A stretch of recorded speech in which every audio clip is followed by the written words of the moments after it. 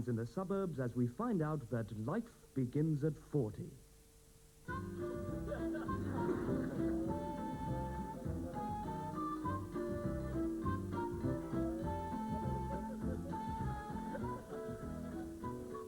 Hello, darling, I'm home. Hello, darling. Hello, darling. Couldn't pour me a drink, darling, could you? Now, don't get settled down. I've got some news for you. Oh, no, don't say you've invited someone round. I've invited someone round. I told you not to say that. John and Helen. Oh, darling, you know I can't stand them. They'll drink all my best sherry. Oh, well, that's them, darling. Do try to be nice. Come in. My God, the cherry.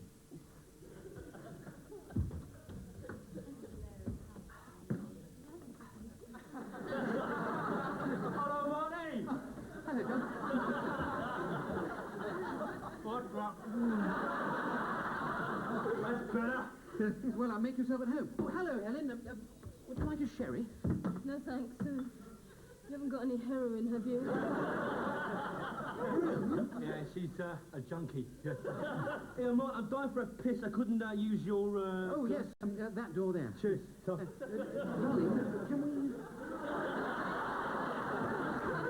Darling, can we talk? Oh, bloody hell! Oh, I'll tell you what, Marty.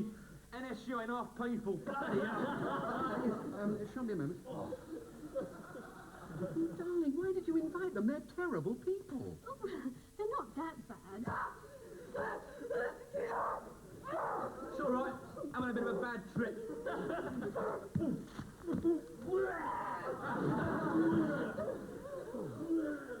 Well, all I can say is thank God no one else is here, that's all.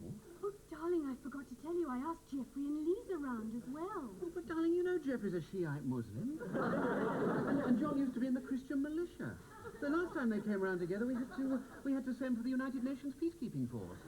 Well, Lisa is my sister. Look, I must let them in. Hello, Jeffrey. They are the enemies of Allah. Yeah, absolutely, yes. No. Why don't I show you the upstairs bedroom? What the bleeding hell's he doing here? Infidel! Dickhead! Yeah, well, why don't we all go in and have a sherry? That little boy with the blonde hair in the garden. Oh, yes, that's Ruth and Dave's little boy from next door. He called me tablecloth head.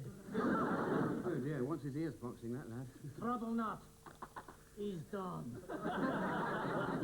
Well, he never listened to a word anyone said anyway. Oh, here's Lisa. Hello, Lisa. You're expecting, I see. A boy or girl? Tapeworm. Quite soon, by the look of things. Yes, does the doctor say how long it'll be? Yeah, about 2 miles. Enough! Fly this living room to Beirut. God. I think I'm going to spontaneously combust.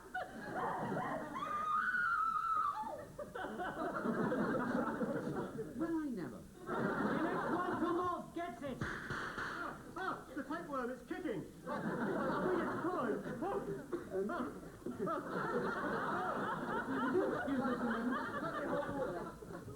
Oh, darling, this is terrible. You know what's happened, don't you? What? We're in the wrong sitcom. I thought it was all a bit odd when I was having that 30th sip of sherry and the vicar didn't walk in.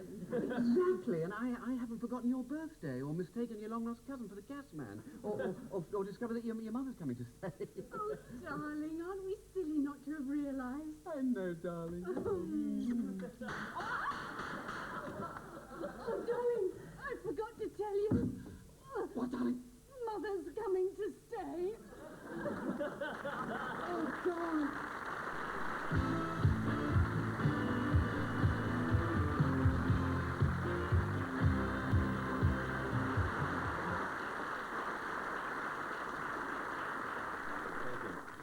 With me now is Mrs. Gloria Walcott. Hello, watcher. Now, Gloria has a rather famous father. Yes, I have that, me old China, and why not? Yes, she's in fact the youngest daughter of the former Fleet Street editor, Derek Jameson. Yes. Yeah, many people say I resemble my old dad, but I don't see it, really. And why not?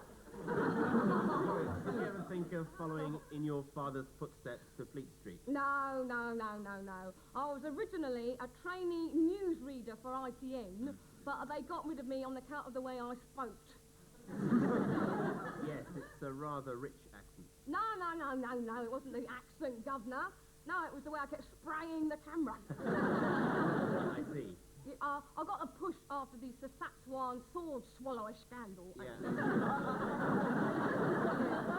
I broke the windscreen wiper on the camera lens and I drowned a sound man. And why not, eh? Gloria, what does the future hold? Oh, I got a marvellous new job, marvellous. What's that? I'm a speech therapist for Janet Street Porter. Thank you. Thank you very much, Gloria Walcott. And next week we'll have Cecil Parkinson in the studio. We won't be talking to him, just sniggering and pointing a lot.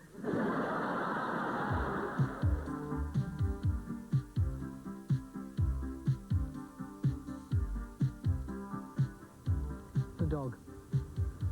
Man's best friend and one of nature's great success stories. Go on. And the thing that distinguishes the domestic dog from all other animals is its breeding habits. For a dog will mate not only with other members of the same breed, but also with other breeds of dog. Or cats. Or hamsters. Or footballs, or three-piece sweets, or crisp packets. A dog can even be sexually aroused by a TV camera. The fact is that sexually the dog is an adaptable, resourceful animal. Its sexual options are boundless, and its reproductive technique is both unique and fascinating. Anybody got a sponge, please? And later we'll be asking important political questions like, why do fascist countries grow the nicest fruit? Later, we'll be looking at statistics. For instance, did you know that it takes 3 pigs with dermatitis to make 1 packet of pork scratchings?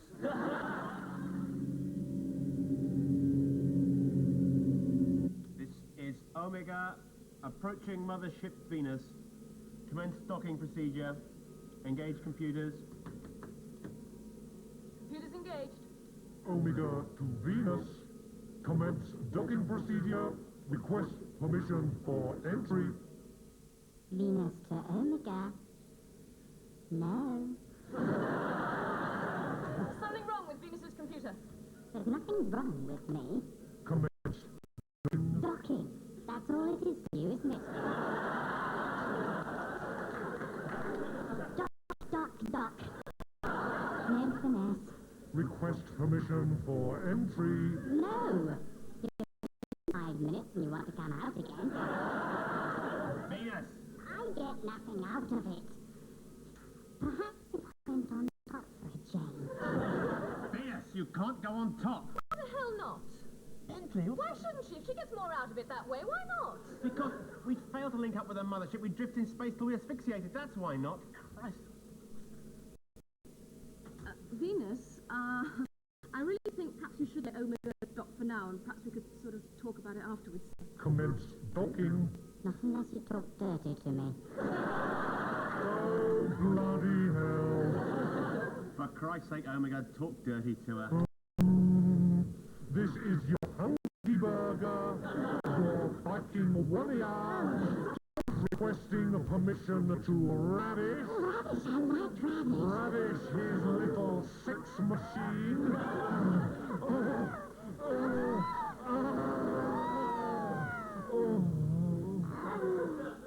Entry achieved, big boy. Price for that. What bloody next day? Captain. The circuits are faulty. Captain. Jesus Christ. Ignore it, it'll go away. Oh! Thanks! It's very beautiful. No, that's Lanzarote. Don't get involved with him. What's Mars like?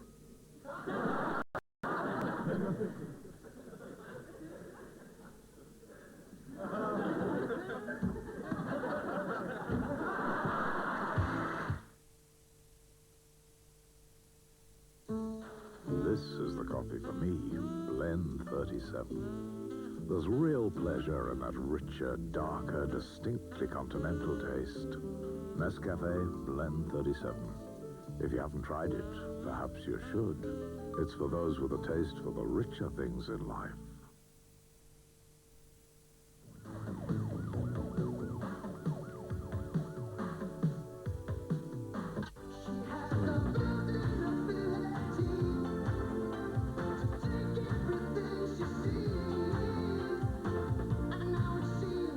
Now at Virgin, the long-awaited new album from Genesis, Invisible Touch.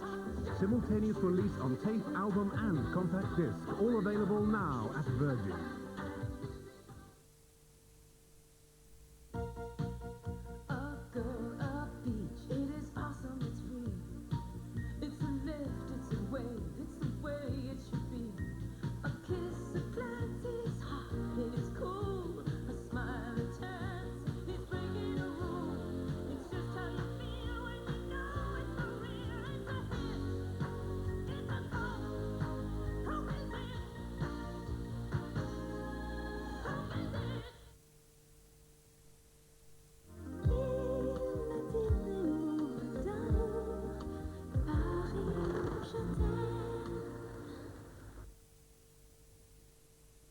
You know Blue Band's got no artificial ingredients.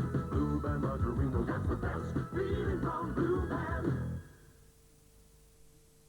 Yeah, I know I'm a lemming. I know, but... Why do I have to throw myself off? Well, that's life. Yeah, but wouldn't you like a long life? Oh, yeah, great. Cheers. Barman? Oh, that's very funny, yeah, very witty. Come on, Miss Ricas, you only live once. Actually, it's quite nice. Shall put your favourite on the jukebox, then? Who? Cliff! It's the smooth, clean taste that makes Long Life the... Different beer? Yeah. Given the choice, most people would rather enjoy a... What, a Long Life? Yeah.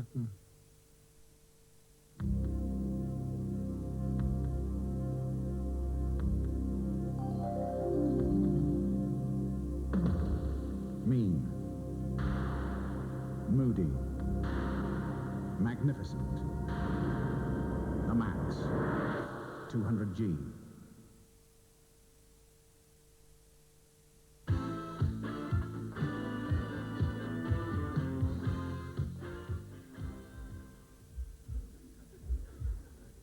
I'll be glad to see the back of this room. Yeah.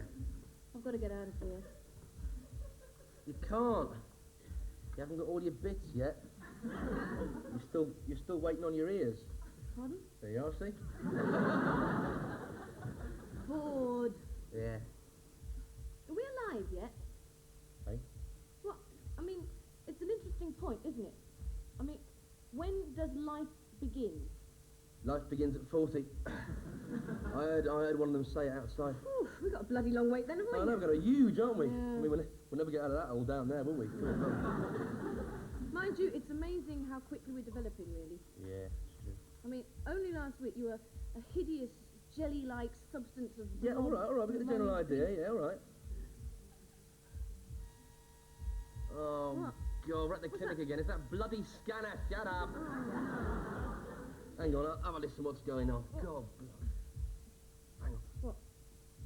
The student's gonna have a go. Quick, hide me. Quick.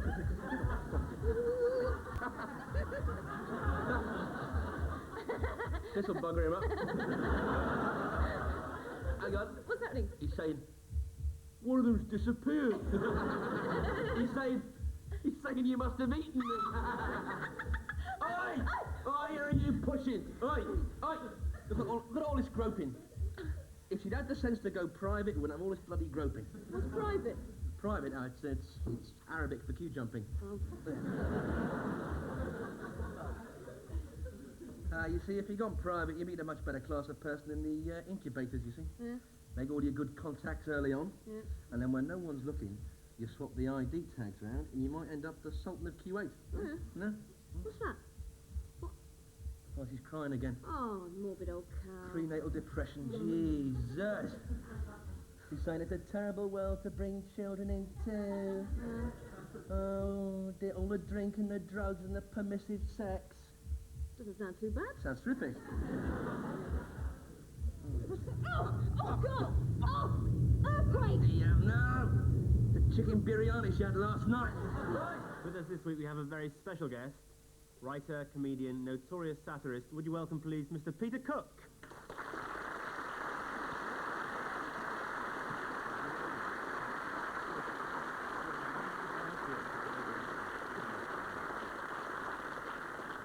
Peter, very good to have you on the show and looking as young as ever.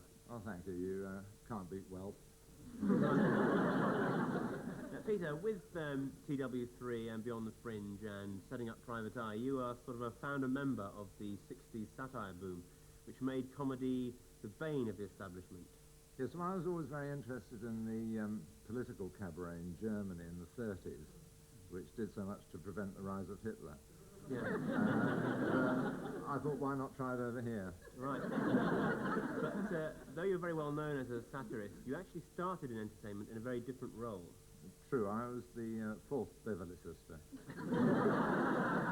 Very much the black sheep of the Beverly Sisters. Well, interesting enough, the black sheep of the Beverly Sisters was a merino ram called Coalface. Babs used to keep her in the back of the garden. Fascinating story. In fact, I've written a book about it called Coalface, the black sheep of the Beverlys, which is now available in paperback. Thank you very much. Peter, interesting tale. Peter, you're doing it, aren't you? I did say don't come on here just to plug your bloody books.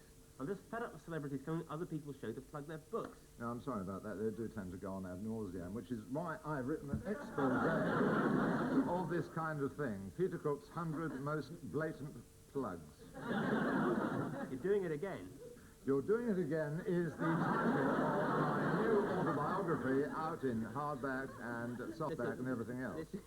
This is flagrant opportunism. I mean, I don't come on here and plug my novel about romance and intrigue and sex among Los Angeles' most powerful women, do I? You've written one, have you? Yes, it's called Hollywood Clap Clinic. Biography is a fascinating medium. Yes, I've written one called Hot Air Balloon from the North. Traces the rise of Colin Welland. It's the sort of the darker side of Colin Welland, the backside of Colin Welland. There's Record 2, Unnatural Gas. It's all very good. Well, one of the biographies I worked on in my early career as a novelist was this one. It's called Inside Shirley Conran. Oh, that's Conran the Barbarian. Well, if I could just mention my two investigative blockbusters. Did Jackie Kennedy murder the president for the insurance money? And Hitler is alive and well and living in Brentford. Talking of Brentford, there's a travel guide. Whoa, hang on. Sorry. Just stop all this gratuitous book plugging. I mean, it's quite obvious the audience is completely bored by it. Love it. You know, they're not. I mean, unless anybody here has got a book they want to plug as well. We interrupt this sketch to point out that flagrant advertising within actual programme time is contrary to IBA ruling. The IBA regulations governing on-screen advertising are now available in a glossy bumper Christmas book. The IBA rules okay. Now, adultery is a very serious business, and if you're considering it, and I know an awful lot of people are, then you should have a few excuses up your sleeve in case you're caught in flagrante delicto, which is Latin for on the job with a bit of strange. Here are some examples. For God's sake, help me hold her down. She's having a fit. Number 2. Oh, it's just a door-to-door condom salesman giving me a free demonstration. Number 3. Just trying out my new novelty willy warmer. I said to this geezer, you are out of order. So Excuse me, it's a bit cloudy. Well, what do you expect for the middle of October? you are out of order. That's no way to treat a customer. What's wrong? You served her straight away. I'll show you. Yes, sir. I like a pint of bitter please and a Bacardi and Coke. Paint a bitter and a Bacardi and Coke. That's right, I've had a terrible day. I had to sort of reconstruct the whole computer systems. I've got rid of all the apricots and apples, and I've got myself a couple of new acorns and a rather large wang. War cry! War cry! Would you like a war cry, sir? All right. War cry! War cry! Call this an end part. It's more like a bloody funeral.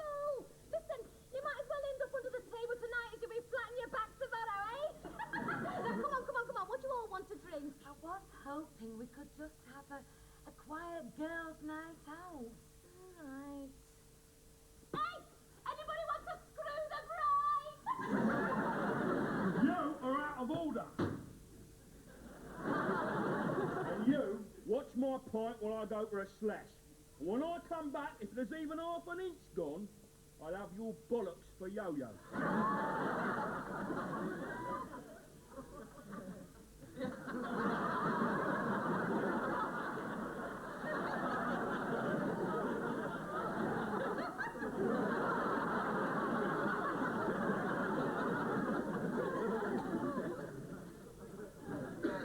I'm sorry, love. Yeah, well, I'm stuck at the office, aren't I? yeah, well, I don't think so. I've got a meeting with a very, very important Scots client. Like, important Scots client. Ahoy, hoots, the new. You take the high road, Canby 3, Queen of the South 4. He's pissed up, he's pissed. You know, they're like these Scots. Yeah. I don't No, it wasn't. This chair free? Yeah. Now, I forgot. Was it a vodka and 2 whiskies or what? 4 lemonades. Can't we go home now? Why? This is a party. We've been here 3 days. No. Now, come on, what do you want to drink, really? I want a stomach pump. Oh, goodness. 4 double whiskies it is, all right. Ooh, bum. Shame about the face. What are you doing on your own, darling? Apparently I'm out of order. 4 treble whiskies, please. 4 treble whiskies, come on. Bitter. Here, for Christ's sake. But he wanted real ale. Christ almighty. Right. No. Well, I don't think I'll be home till an awful lot later. No. I've been kidnapped. Yeah. Oi, come over here. Yeah, these Lebanese guerrillas, you know. We, the Black Tuesday movement, have kidnapped your husband as a protest against Western Zionist imperialism, so he won't be home till at least midnight. Yeah, well, I know he did, love, but he's from the Black Tuesday Sydney branch. He's screwing his secretary! Come on, girls, party time. Nice bit of vodka. Right, down the hatch. Doesn't drink strong vodka. All right, make it a Bloody Mary then. Who wants a war cry? How much? £40. 40 quid. Well, 40 for the Lebanese black war cry and 45 for the Afghan. Oh, Sally Army's selling dope now. You see the price of tambourines? Who was it one of the pork scratchings?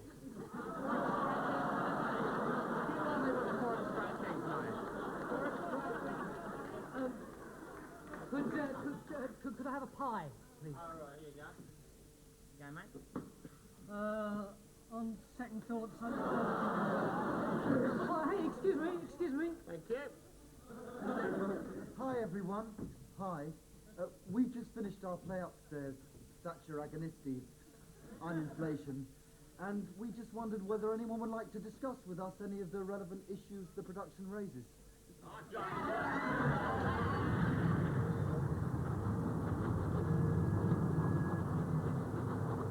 I say, Hogan, can you hear that? What's that, sir? Listen, man. Somebody's singing Christmas carols. You know where it's coming from, don't you?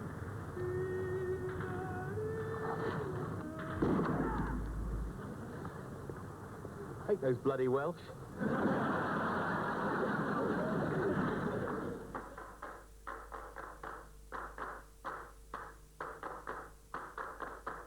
Here we go, here we go, here we go. It's the only bloody song that we know. So we sing, here we go, here we go. Sometimes faster, sometimes slow. Here we go, on it goes, here we go. Our IQs are incredibly low. Here we go, start to learn, we find it best to write the words out on our chest. Fucking hell for a change, 'cause we like to show